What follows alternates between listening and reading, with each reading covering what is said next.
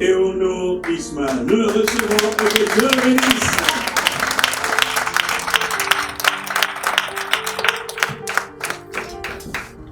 Gloire à Dieu.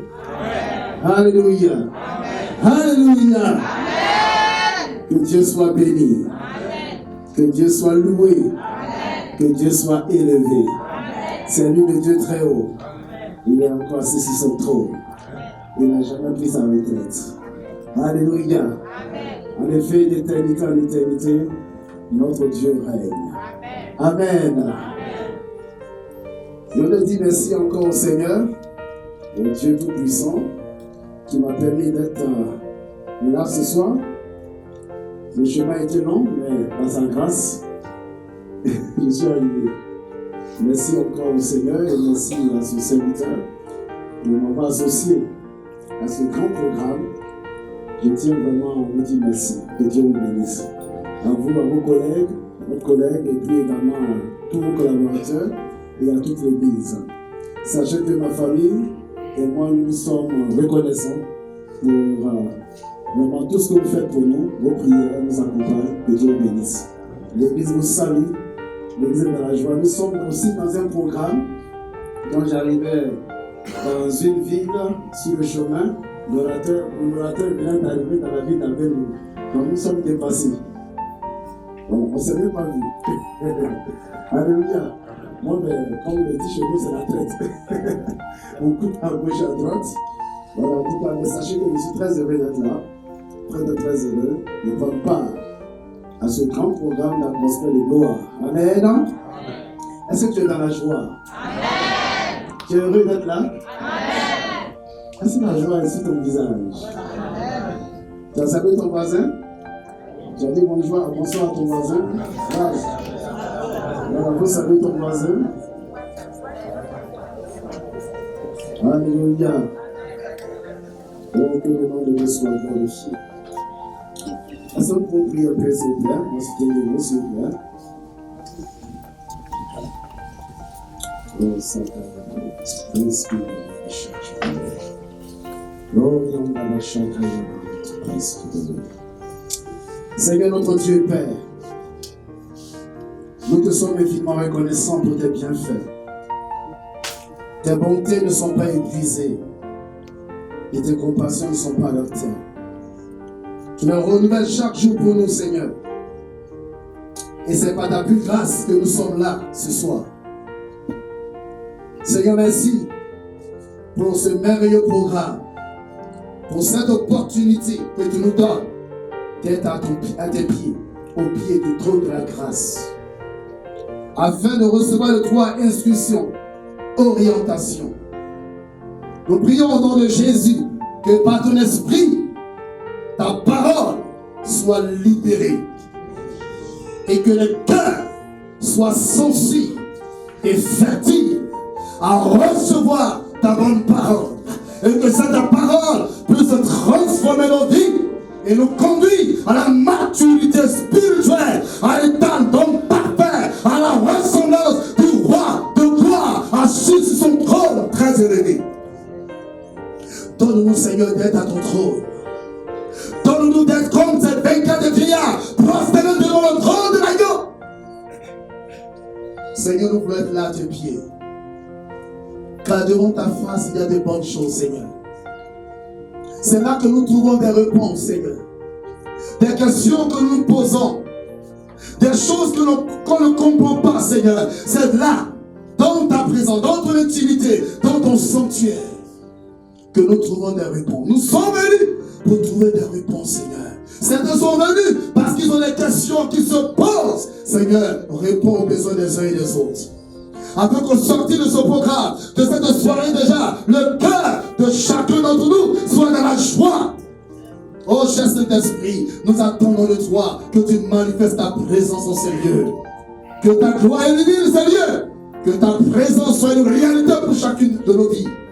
Et donc, gloire à ton nom. Et que pendant ce message, que les cœurs soient guéris, Seigneur, que des vies soient reconnectées à toi, Seigneur.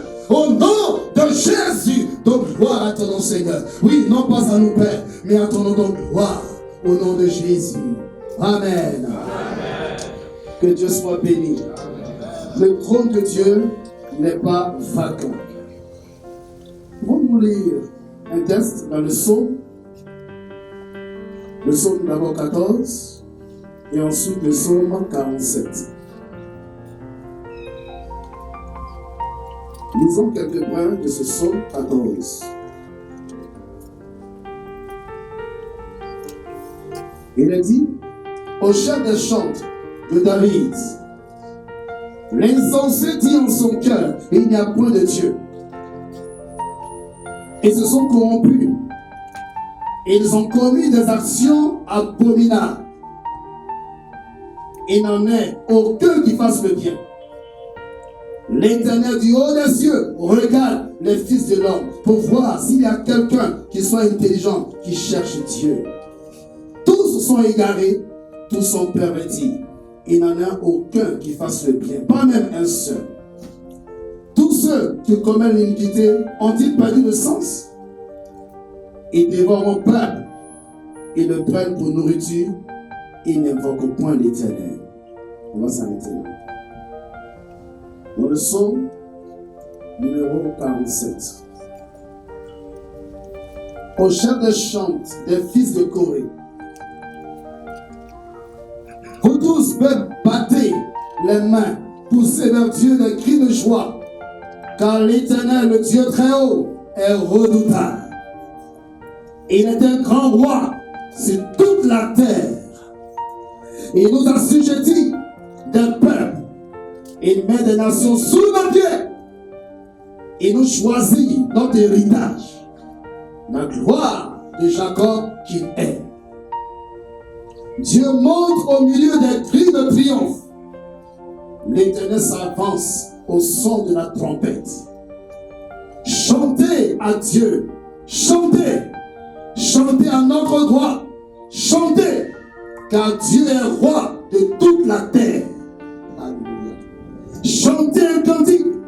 Dieu règne sur les nations. Dieu a pour siège son saint trône.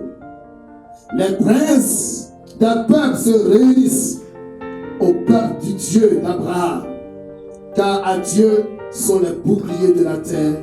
Il est souverainement élevé. Amen.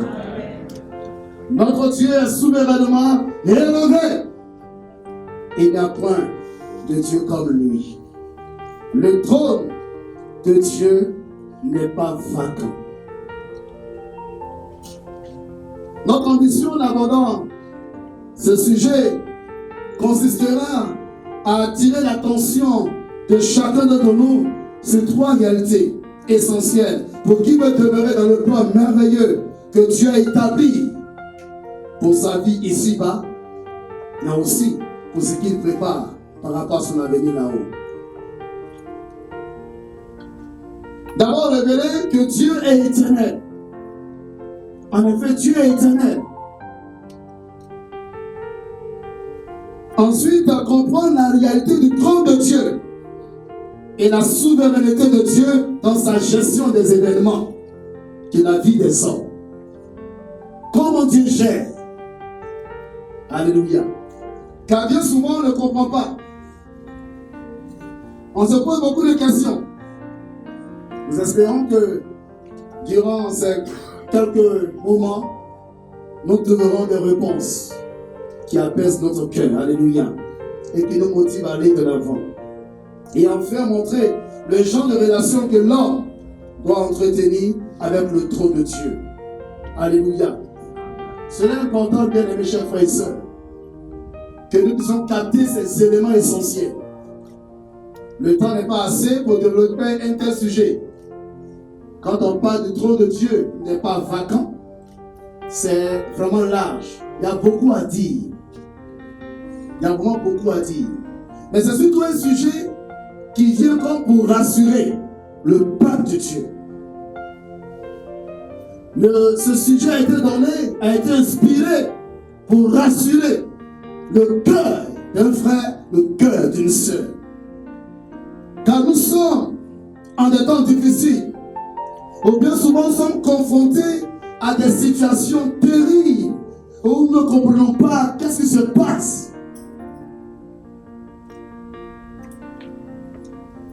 Mais je vous assure que les meilleures réponses que nous pouvons avoir se trouvent dans la présence du Seigneur. La vie chrétienne est un parcours d'expérience qui nous permet de découvrir la grandeur de la toute-puissance de notre Dieu.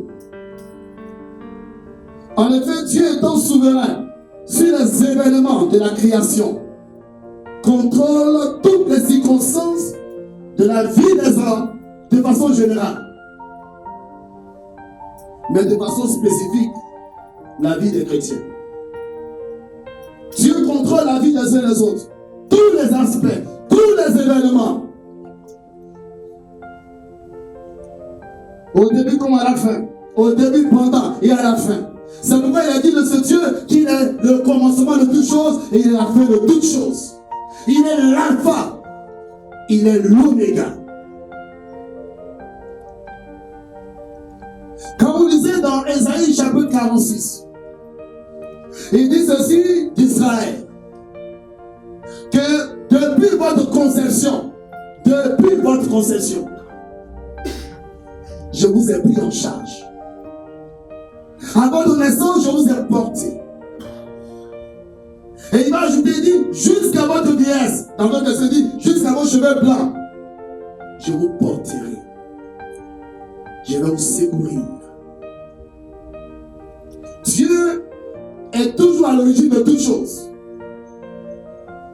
Lamentation 3:37 dit, qui dira qu'une chose arrive sans que l'Éternel ne l'ait ordonné?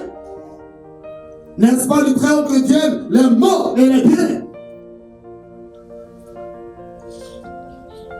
Il y a des personnes qui lisent ce verset, ils sont choqués. Hein? Comment les mots peuvent venir de Dieu? Mais souvent, papa nous frappe souvent. Souvent, on frappe nos enfants et papa nous a frappé aussi. N'est-ce pas? Et ça fait mal, n'est-ce pas? Ça fait mal, non? Il n'y a rien que Dieu puisse faire qui n'ait pas de sens. Malheureusement, plusieurs chrétiens tournent en rond et n'arrivent pas à avancer dans leur foi à cause de certains événements, de crises qu'ils rencontrent. Certains pensent qu'il y a des jours ou des heures où Dieu est disposé à nous écouter et agir à notre faveur. Il y en a qui disent qu'il faut prier à minuit. Tous les minuit, là, c'est là qu'il faut prier. C'est l'heure favorable. Quand tu pries à minuit, là, parce que c'est là que les démons opèrent. Ils connaissent les sœurs des ténèbres. Donc il faut se lever à minuit pour prier, pour combattre. Parce qu'à ces heures-là aussi, Dieu est en train de combattre pour nous. Donc pour eux, à minuit, là, Dieu est favorable. Mais si tu pries à 6 heures, Dieu n'est pas là. Dieu n'est pas tout disposé parce qu'il n'est plus là. Il y en a, vous savez, dans notre contexte, aujourd'hui, si on parle de sabbat, notre sabbat c'est quand? C'est dimanche. Il y en a qui disent que le dimanche, là, on ne demande rien à Dieu. On dit merci à Dieu. C'est ça, non? Il y en a qui disent que le dimanche, on ne demande rien à Dieu. On dit merci à Dieu. On n'a rien à lui demander parce que c'est ce Dieu qui a tout fait. Donc on dit merci. Toute la journée, il faut dire merci à Dieu. Cependant, il y en a aussi, comme des insensés, oublient Dieu et vivent comme bon le sang. Parce que pour eux, Dieu n'existe pas. Donc ils se croient tout permis. Ils vivent dans le libertinage. Toute la dépravation de tout genre. Et les pratiques des sciences occultes. L'insensé dit qu'il n'a point de Dieu. Et quand on ne pense pas que Dieu existe, quand on ne pense pas que Dieu, n'est-ce pas, a quitté, quand on pense que Dieu a quitté son trône, alors que ce qu'on veut, on agit comme on veut, on vit dans le péché. C'est un qui sont frères. Dieu est pour tout le monde, c'est quasi Dieu est pour tout le monde. Dieu ne me voit pas. On en parlera un peu plus loin. Alors, bien aimé, au regard de tout cela, nous nous posons une question. Quand bien souvent, nous sommes confrontés à des dilemmes, à des situations de crise, quand par exemple quelqu'un qui craint Dieu, qui vit, n'est-ce pas, j'allais dire, dans la sainteté, qui donne sa vie et qui est marié, qui n'a pas d'enfant,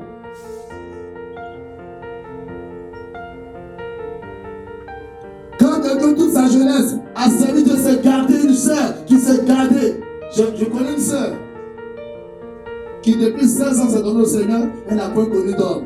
Jusqu'au jour de l'aujourd'hui, elle a 50 ans. Il n'y a pas de mariage.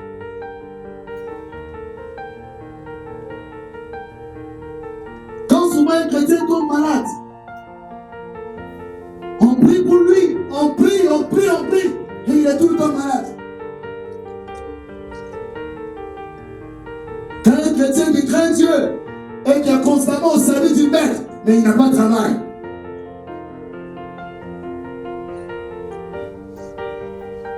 On se pose tellement de questions. Alors, je vais résumer ces questions. Est-ce que Dieu a-t-il réellement quitté son poste pour que des gens qui le craignent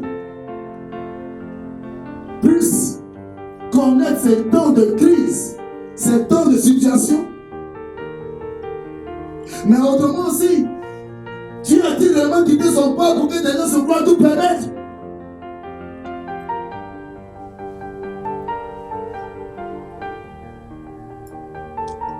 Ou est-ce que Dieu est-il silencieux pour un temps, en vue d'une éducation de son peuple et d'un jugement de ceux qui vivent dans le libertinage? Dieu est silencieux juste pour un temps. C'est donc autour de ces préoccupations, bien aimés chers frères et sœurs, que nous allons essayer d'aborder ce sujet-là. Le trône de Dieu n'est pas vacant. Le trône de Dieu n'est pas vacant.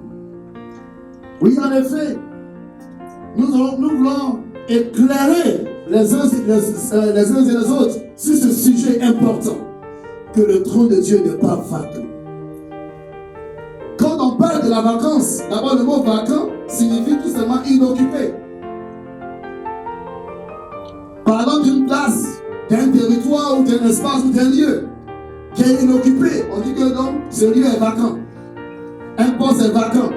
Donc ce poste n'est pas occupé. La vacance, c'est la période de congé, de repos d'un travailleur. C'est un peu comme si on disait que Dieu était en vacances ou en période de repos face au temps de crise. Certains ont mal compris le verset où on dit Dieu s'est reposé le 7e jour. Dieu nous donnera l'opportunité d'essayer d'aborder, d'éclairer ce sujet. Voilà un peu la vacance. Alors Dieu, là, il est en vacances pour venir travailler après. Il est en vacances dans ta vie et puis il travaille dans l'autre vie. Ou bien il est encore sur son trône. Alléluia. Ou bien il est encore sur son trône. Ou bien il est assis sur le trône. Le trône. Le trône, c'est le siège officiel sur lequel, revêtu de vêtements magnifiques, s'asseyaient les rois. Soit lorsque on les établissait comme rois, soit dans les audiences solennelles, ou bien lorsqu'ils rendent justice, lorsqu'ils jugent les affaires.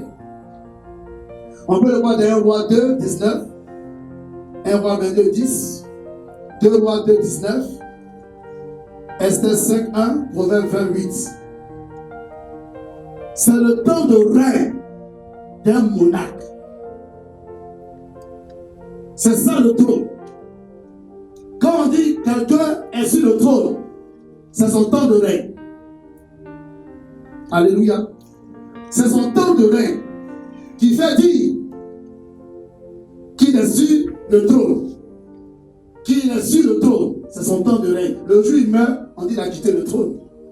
Le jour où il n'est plus, il a quitté le trône. On passe le relais à d'autres personnes.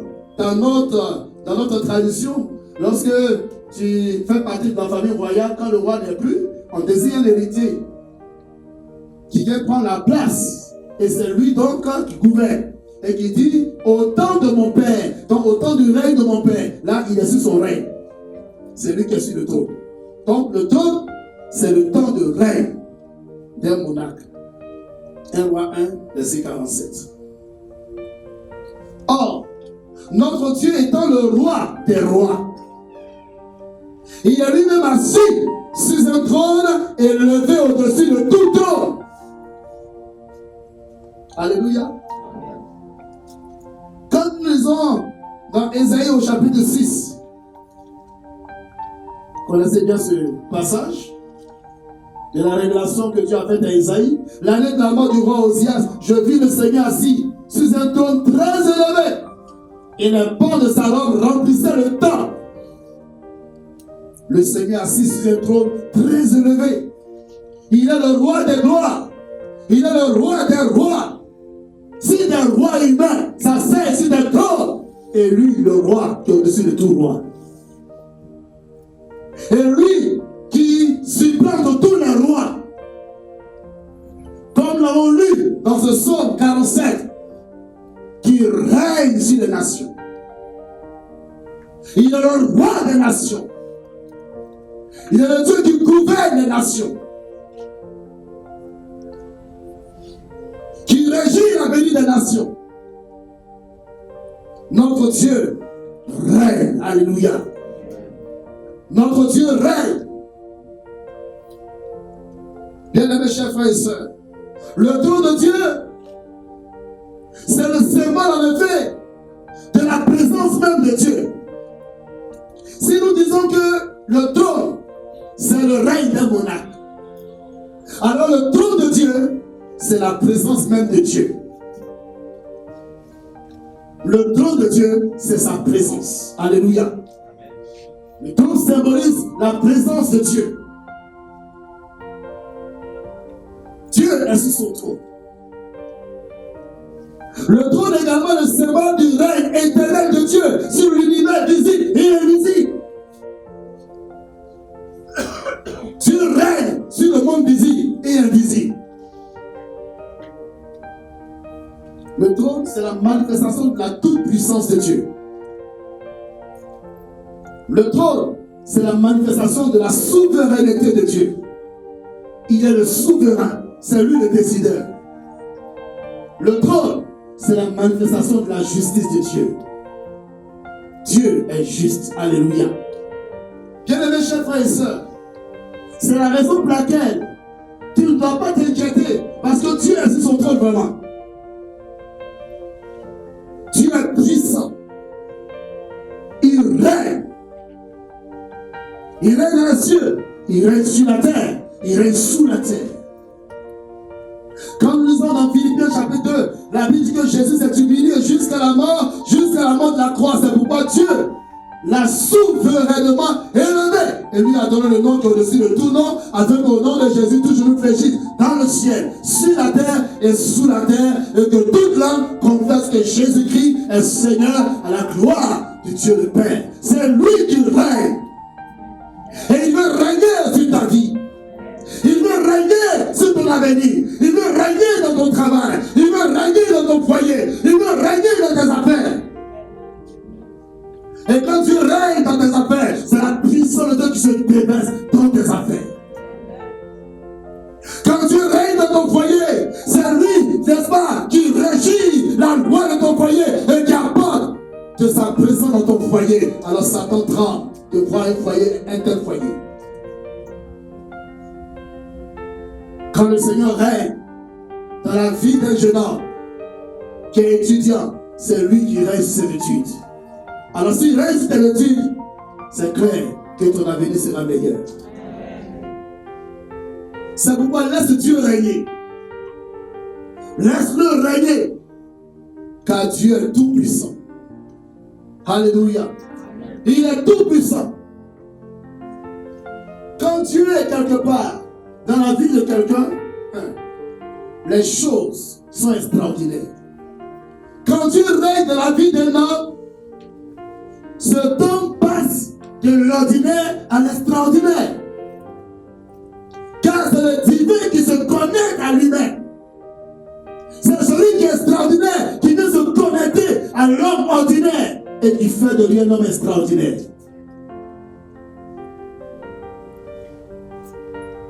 Notre Dieu est tout puissant. Quand on parle de trône, la Bible le présente sous diverses formes. Il est bon de noter que le trône de Dieu est unique. Il n'y a pas plusieurs trônes. Alléluia. Il n'y a pas plusieurs trônes. Mais seulement il se présente sous diverses formes, sous divers noms. Je vais dire, en fonction des circonstances et de la manière dont Dieu voudrait se révéler aux hommes. On parle donc du trône de la majesté divine. Hébreux chapitre 1, verset 8b. Dans Hébreux chapitre 1, au verset 8b, il est parlé d'un trône de majesté.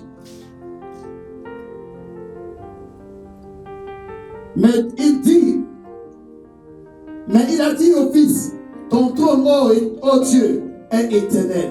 Le sceptre de ton règne est un sceptre d'équité. Alléluia. Un trône de majesté. Il s'agit ici de la grandeur, de la toute-puissance de Dieu. C'est-à-dire Dieu est suprême. Il n'y a pas d'autre Dieu après lui. Il est au-dessus de toute divinité. Donc il est au-dessus de Satan et ses démons. Il est au-dessus des anges. Il est au-dessus de la maladie. Il est au-dessus, n'est-ce pas? J'allais dire de la malédiction. Il est au-dessus de tes problèmes. Il est au-dessus de tes dilemmes. Il est au-dessus de toute situation, n'est-ce pas, auquel tu as confronté. Dieu est au-dessus. Il est la majesté divine. Il est au-dessus de la mort. C'est pourquoi il est descendu au séjour de mort. Il a vaincu la mort. Il est sorti vivant, n'est-ce pas, de la tombe. La mort n'a pas pu le retenir. Il n'était pas permis que la mort le retienne. Parce que c'est lui la majesté. Il est Dieu. Il est élevé au-dessus de toutes choses. Il est le Seigneur des Seigneurs. Il est le roi des rois. Alléluia. Oui, en effet, Nebuchadnezzar a témoigné cela. Vous vous rappelez, lorsque Nebuchadnezzar a eu un songe, il a oublié son songe. À son réveil, il oublie son songe. Dans Daniel chapitre 2. Alors, il fait appel à son conseil et demande à son conseil de lui rappeler son songe et de lui donner l'explication. Daniel et ses amis faisaient partie de son conseil. Mais les membres de son conseil d'ordinaire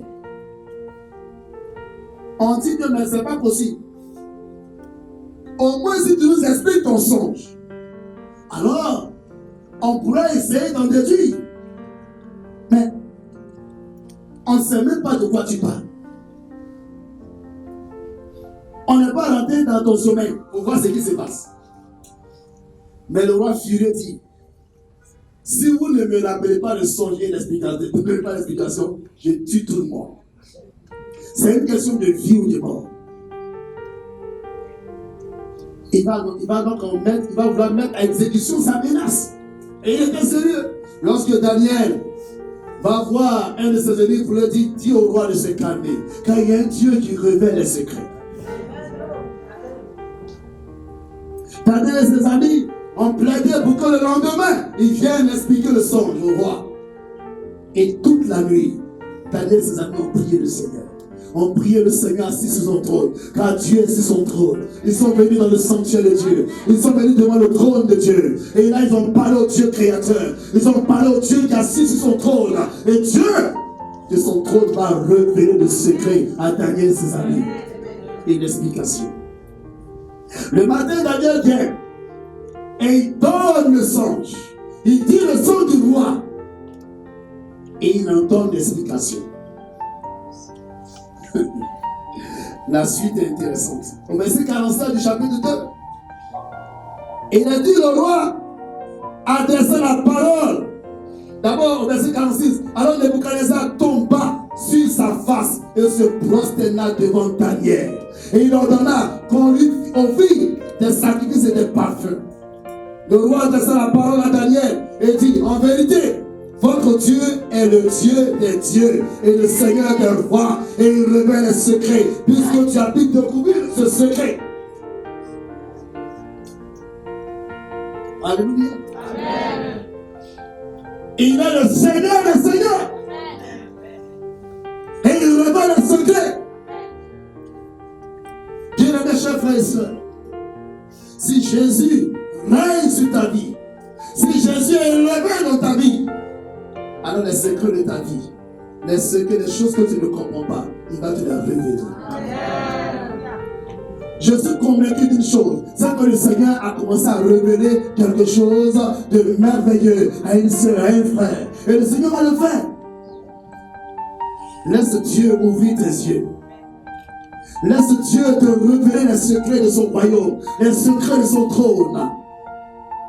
Laisse Dieu ouvrir, lever le voile de tes yeux pour que tu réalises en réalité, voici ce qui se passe dans ma vie. Et pas que tu sois dans l'ignorance. Car manque de connaissance, le peuple de Dieu est détruit. Le Seigneur révèle les secrets parce que c'est lui la majesté divine. Le même trône de Dieu est présenté comme un trône de saphir. Un trône de saphir dans Ézéchiel chapitre 1. Ézéchiel chapitre 1, le verset 26. Il est présenté comme un trône de saphir. Il a dit ceci. Au-dessus du ciel, qui était sur leur tête, il y avait quelque chose de semblable à une pierre de saphir, en forme de trône. Et sur cette forme de trône apparaissait comme une figure d'homme placée dessus en haut. Je vis encore comme de l'airain poli, comme du feu, au-dedans duquel était cet homme. Quand on parle de cet homme, c'est qui? C'est de Dieu qu'on parle. Alléluia. Un trône de saphir. Le saphir signifie belle, joli, agréable. Ce qui est beau et magnifique. C'est une pierre précieuse qui symbolise la beauté et la bonté de Dieu. La beauté et la bonté de Dieu. Il s'agit donc de la perfection de Dieu. Dieu n'est pas un Dieu à peu près. Est-ce que vous me suivez? Quelqu'un me suit? Il s'agit là de la perfection de Dieu. Dieu est bon. Il est bon vraiment. C'est-à-dire qu'il est bon dans son essence. Il est parfait. Il est beau. C'est pourquoi on parle du Dieu de gloire. Ce trône-là est révélé comme un trône de saphir qui parle de beauté et de bonté. Car Dieu fait toujours bon en son temps. Et vous savez quoi, bien-aimé? Et même quand ce n'est pas bon à tes yeux, aux yeux de Dieu, c'est bon pour toi. Alléluia. Amen. Car toutes choses, les bonnes comme les mauvaises, concourent non pas au mal, mais au bien de ceux qui aiment Dieu. Toutes les choses. Ce que toi tu appelles, j'ai eu un malheur. Aux yeux de Dieu, il a permis ça pour atteindre un but dans ta vie. C'est un merveilleux programme pour ta vie. Dieu ne fait rien au hasard. Dieu a dit, ce n'est pas qui va mourir. Ce n'est pas le loto. On ne tombe pas sur lui ici un matin et puis demain il n'est pas là. Non. Notre Dieu est un Dieu parfait. Et il fait toujours bon en son temps. Et il ajoute en son œuvre le kairos de Dieu. Alléluia. Dieu ne t'a pas oublié. Pour que tu puisses rester là, dans la tristesse. Dieu fait merveilleux. Hier, nous sommes à un programme qu'on a nommé Carmel. Carmel 2019. Et hier, j'ai prêché. Notre thème, c'est la prière. Cette année, nous sommes sur la prière. La prière, une âme efficace dans la conquête du royaume de Dieu. Et hier donc, je parlais de la prière, une âme efficace pour communiquer avec Dieu. Quand on a fini, le Saint-Esprit me parle. Parce que Dieu est sur son trône de travail. Il est là, il agit. Et Dieu me dit 2 paroles. Je dis seulement la première. Que demain matin, parce qu'on a prière matinale, tous les matins, on vient prier de 4h45 à 6h30. Ici, on ne fait pas ça. Ici, on est en ville. Dans nos villages. Et je dis, Dieu m'a mis à cœur de dire à une soeur, j'ai dit à une femme, je n'ai pas dit un homme, mais une femme, demain matin, viendra rendre témoignage. Elle a un témoignage à rendre. Quand j'ai fini mon message, et puis j'ai libéré les 2 paroles, et puis je suis m'asseoir. La pensée est revenue encore. Je dis, va insister, parce qu'ils n'ont pas pris ça au sérieux. Et quand ils m'ont laissé la personne, je suis revenu. J'ai dit, je n'ai pas d'annonce que je vous dis, j'insiste, que demain matin, il y a une femme qui va venir rendre témoignage. Et cette sœur, ce matin même, est venue me voir, que lorsque j'ai dit ça, au pasteur aussi, la nuit là. La nuit là, Dieu aussi, la nuit là, on s'est endormi. Elle prépare du pain avec les éléments, comment on appelle ça, les condiments pour vendre. Et donc quand on finit, le soir, elle va déjà apprêter ça en vue du lendemain. Elle est partie, elle a mis la pâte au feu, et puis elle avait sa fille autour qui la gênait, elle fait tout pour qu'elle dorme, mais l'enfant ne dort pas, pleure, donc elle est partie demain, un peu à tête, et puis bon, peut-être qu'elle va dormir. Et dans ça, elle a dormi aussi. On a fini à 21h, donc elle a dormi autour de 22h. De 22h à 1h du matin. Le gaz allumé, la casserole est sur le gaz. Et c'est comme Dieu vient la réveiller. Elle s'est réveillée en sursaut. Et c'est comme si elle n'est pas encore bien revenue dans son esprit. Elle se va quand même. Elle voit. Elle a ouvert. C'est comme si elle n'a pas vu. Elle n'a pas bien regardé. Et puis elle a refermé. Elle a laissé. Elle va son bouchon encore. Tu es bon! Dieu contrôle tous les aspects de ta vie. Tous les petits détails, il vient à ça. Elle est prête à se recoucher. La marmite, tout ce qui est dedans est brûlé. Donc la fumée a commencé à sortir. Or, chez eux là, ils ont fait un appartement en paille. Et puis là, c'est les bambous là, bambous de Chine qu'ils ont pris pour faire un petit clôture. Et c'est là que se trouve, et c'est là qu'ils doivent sortir même de leur maison. Il n'y a pas autre sortie. C'est par là qu'ils doivent sortir. Vous imaginez si ça prend feu. Elle et son mari et le bébé. Mais le Seigneur va encore la réveiller. Elle se réveille en sursaut. Elle se va là maintenant, c'est là qu'elle se rend compte que la mamie, quand elle était le gaz, tout était brûlé. Il y avait la fumée qui avait commencé à noircir même. C'est-à-dire, dans peu de temps, ça va s'allumer. Mais comme Dieu veille dans l'ombre, dans le secret. Mais comme Dieu veille sur ta vie. Oh, si tu pouvais savoir ce que Dieu fait pour toi quand tu ne sais même pas. Si tu peux savoir quand tu es en train de marcher dans les rues d'Abidjan. Combien de fois Dieu t'a gardé de bien des situations terribles. Amen. Le matin vient avec des larmes, mais des larmes de reconnaissance. Elle vient nous voir, pasteur, je me repens. Dieu m'aime. Sinon ma famille et moi serait brûlés. Et bien elle a dit son témoin. Elle a dit que quand tu as dit ça, j'ai dit au pasteur aussi la nuit là. Dieu nous aime. Je vous dis une chose. Dieu n'a jamais oublié personne. Alléluia.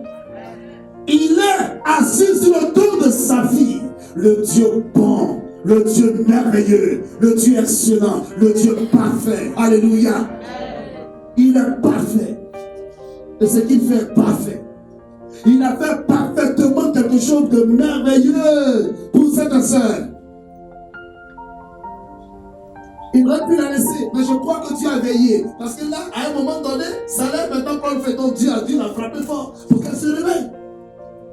Un ange du Seigneur a été envoyé. Cette fois, réveille-toi. Parce que Dieu veillait.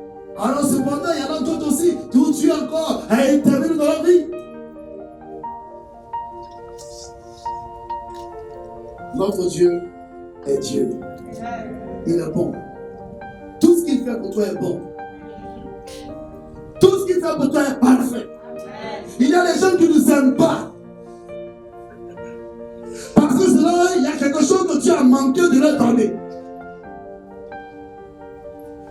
Et ça a suscité en eux un complexe. Mes chers frères et sœurs, Dieu est Dieu. Dis avec moi, Dieu est Dieu. Prenez Dieu même. Il ne faut pas développer en toi un complexe. Ce n'est pas Dieu qui t'a dit de te complexer. Dieu ne t'a jamais dit que tu ne vaux rien. Dieu ne t'a jamais dit que tu ne vas pas réussir. Dieu ne t'a jamais dit que tu ne vas pas te marier. Dieu ne t'a jamais dit que tu n'as pas, n'est-ce pas, une belle forme. Tu n'as pas, n'est-ce pas, tu as dit un bon emploi. Dieu ne t'a jamais dit ça. C'est toi-même qui te dis ça. C'est toi qui penses que quelque chose manque. Mais un homme de Dieu un jour s'est levé en criant, je te loue de ce que je suis une créature merveilleuse. Alléluia. Bénis Dieu de ce que tu as fait pour toi. De ce que tu es. Loue Dieu et ne fais pas comme c'est insensé. Des femmes qui refusent d'être femmes. Je ne suis pas content que Dieu m'ait fait femme, il est devenu garçon. Des hommes qui disent non, pourquoi je suis garçon? Je vais devenir femme. Parce qu'ils ne s'aiment pas. Ils n'aiment pas ce que tu as fait d'eux. Il y a des gens qui sont insatiables. Peu importe ce que Dieu fait pour eux, ils ne sont jamais satisfaits. Alors que le trône de sa vie est dans ta maison. Le trône de sa vie est avec toi. Le trône de sa vie marche avec toi. La gloire de sa vie marche avec toi. Les merveilles de Dieu sont avec toi.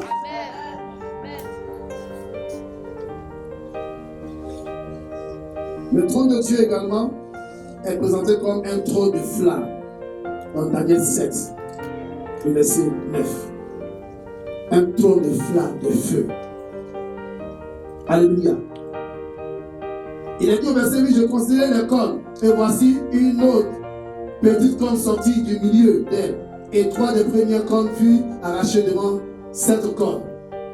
Et voici, elle avait des yeux comme des yeux d'homme, et une bouche qui parlait avec arrogance. Je regardais pendant que l'on plaçait des trônes, et l'ancien des jours s'assit. Son vêtement était blanc comme la neige, et ses cheveux et les cheveux de sa tête étaient comme de la laine pure. Son trône était comme des flammes de feu, et les roues comme un feu ardent. Daniel ici, Dieu se révèle à Daniel. Il révèle son trône, sa grandeur, comme une flamme de feu. Waouh, alléluia. Il s'agit ici du révérend. Dieu est le révérend, c'est-à-dire le terrible. Il se révèle à Daniel comme étant le terrible. Est-ce qu'il y a d'autres choses? Le redoutable.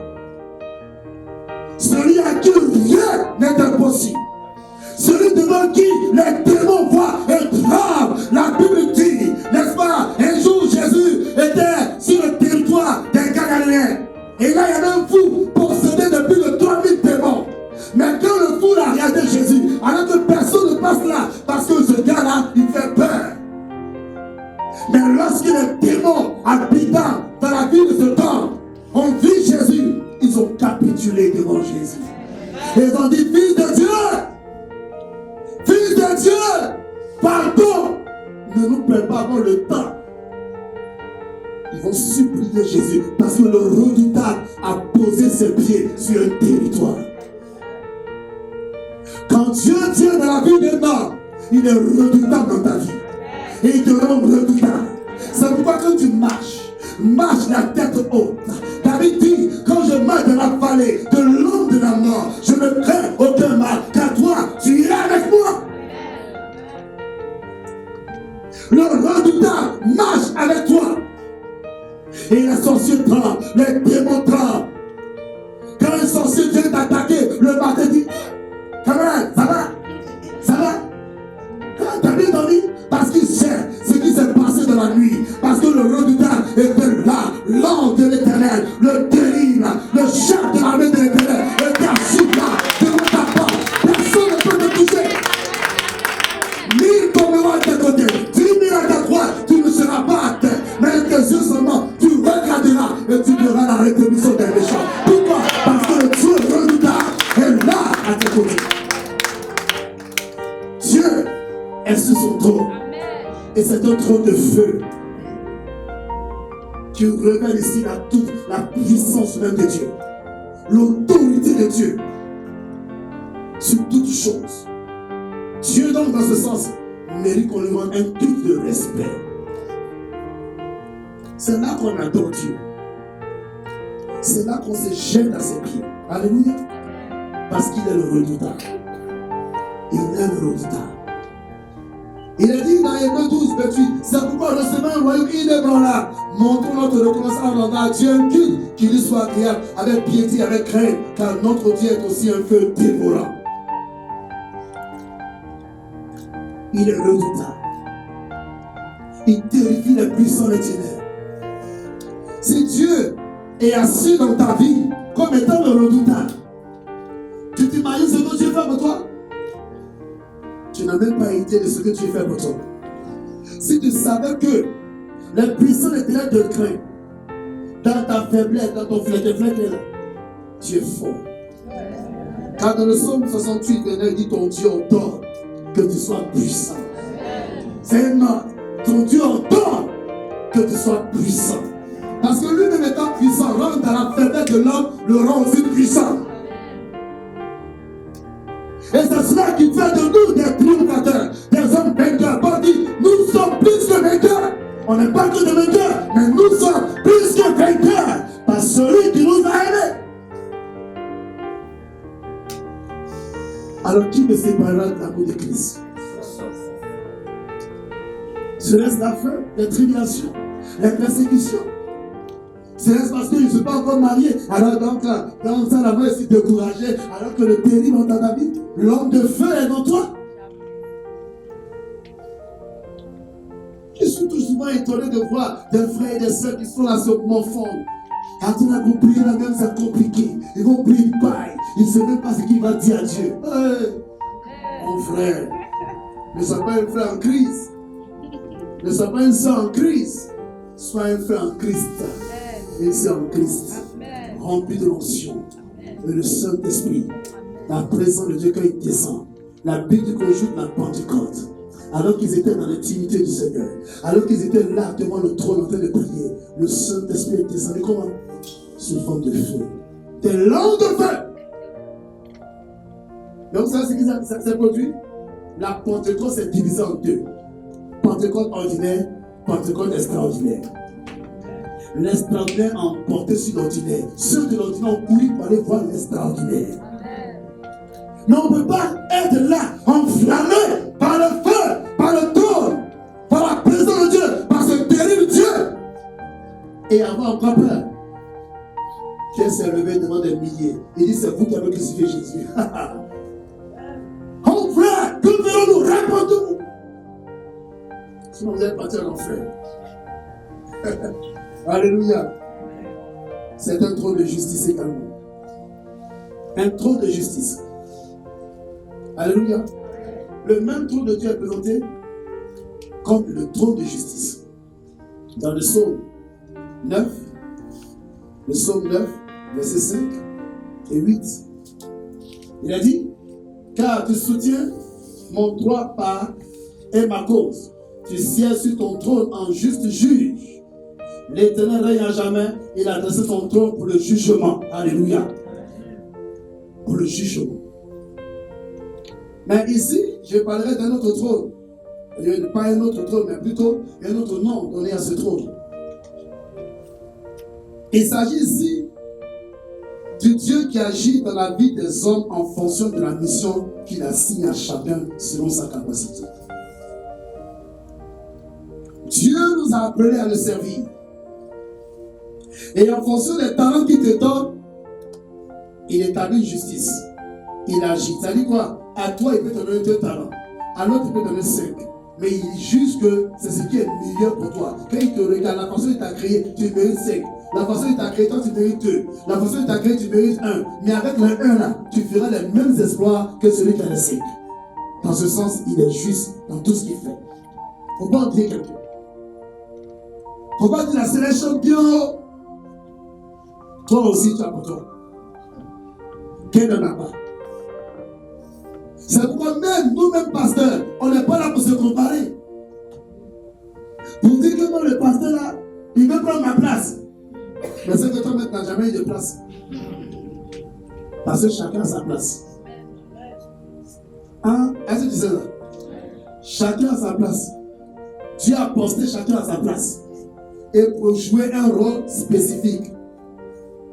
C'est comme dans un film où chacun a un rôle à jouer.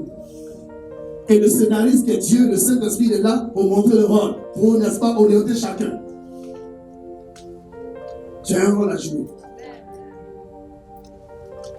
Dieu a voulu que tu sois ici, à un tel poste, pour jouer un rôle important dans son œuvre et dans la proclamation de son règne dans cette nation et dans le monde entier.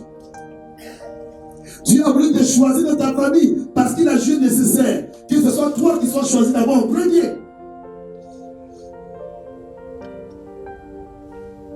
Dieu a voulu que ce soit ta personne qui se marie d'abord avant toi.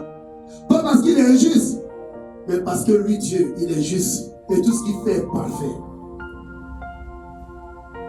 C'est pourquoi vous verrez qu'on peut aller à l'école, peut-être dans la même année, mais quand on va évoluer, on va aller sur diverses branches, n'est-ce pas? Ça fait partie du plan de Dieu. C'est pourquoi je parle donc la manière dont Dieu se révèle à l'homme diffère de l'autre. La manière dont Dieu se révélera à toi, ça sera différent de l'autre. D'ailleurs, Dieu a convoqué Marie, Aaron et Moïse. Et là, il a spécifié cela. Lorsqu'il disait critiquer Moïse, il dit que je vous parle comment? Mais dans les songes. Mais lui, c'est le face-to-face. C'est en direct par satellite. Vous avez vu les différentes révélations à Daniel, à Ézéchiel, comment Dieu s'est présenté par rapport à son trône. La manière dont Dieu va se révéler à toi, ça ne sera pas pareil pour l'autre. Il n'y a pas de comparaison à faire. Nous servons le même Dieu. Les différentes présentations du trône de Dieu ici, là, parlent du même trône. Ça n'a pas changé. Parce qu'il règne éternellement sur, pas des trônes, mais sur son trône. C'est son trône. C'est pourquoi il faut éviter la comparaison. Dieu, dans sa justice, a fait chaque être humain de façon spécifique, pour un rôle spécifique. C'est dans ce sens-là que je parle de la justice, du trône de justice. Mais aussi, dans Apocalypse chapitre 20, le verset 11, il est parlé donc du trône blanc. Un trône blanc. Il s'agit donc de la période où Dieu jugera le monde après le millénaire. Dieu va juger le monde. Où là, il n'y a pas de Seigneur ici, c'est-à-dire, Seigneur, vraiment, ce n'était pas de ma faute. C'est sur le même trône qu'on appelle trône de la grâce. Mais les trônes prennent un nom en fonction des circonstances, en fonction des dispensations. Il a été sur le même trône en tant que créateur. Il a été sur le même trône pour donner la loi à Israël. D'abord pour choisir Israël, mais pour donner également pour éduquer Israël. C'est sur ce même trône qu'il est encore aujourd'hui sous la grâce. Mais il sera sur le même trône en tant que juste juge pour juger les hommes, pour juger les morts, pour juger les pécheurs et les préparer en enfer. Bien-aimés chers frères et sœurs, c'est la raison pour laquelle tu dois comprendre que notre Dieu, son poste n'est pas vacant. Il règne vraiment. Dieu est Dieu. Je veux te dire, chers frères et sœurs, que Dieu ne t'a jamais oublié.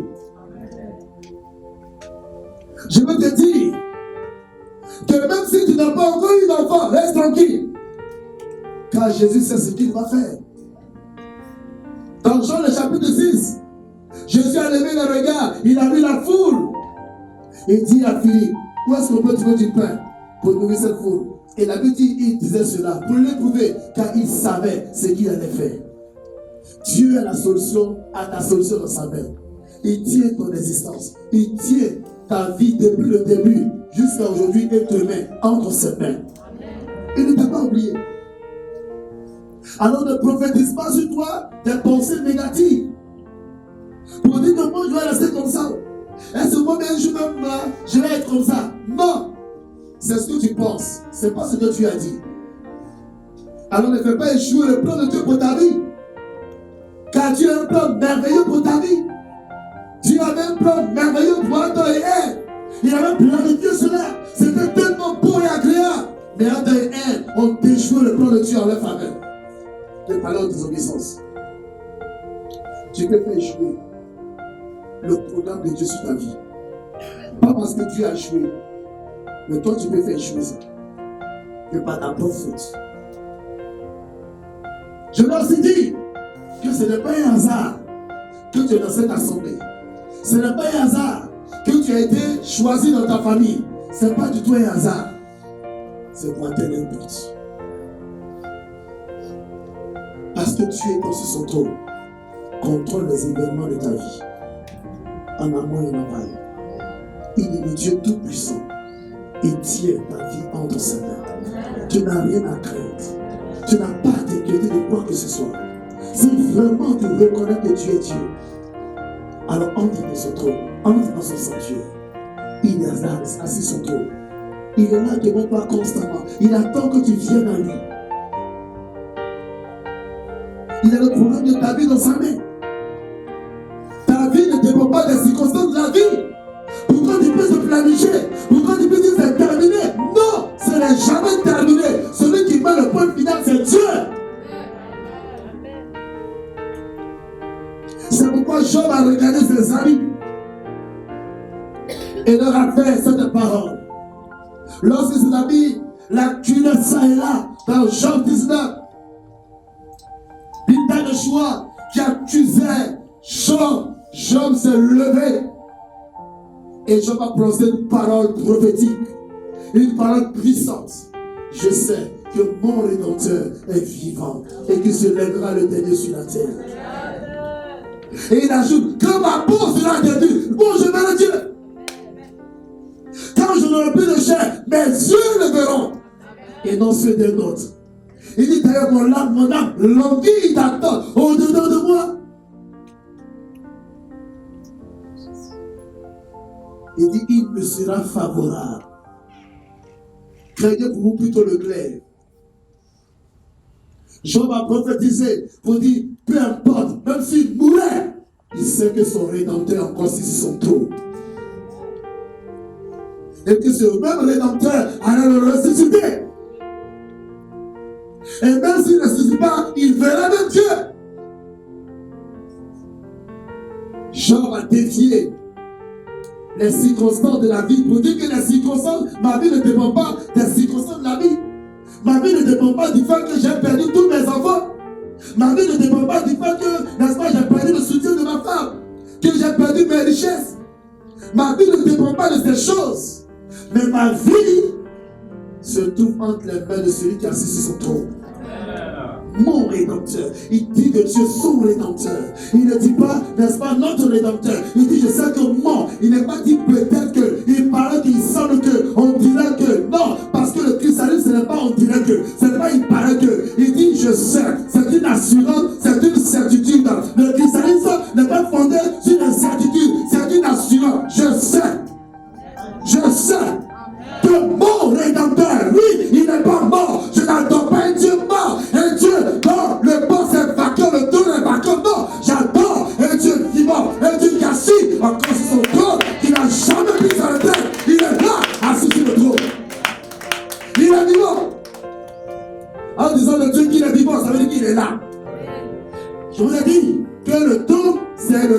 règne.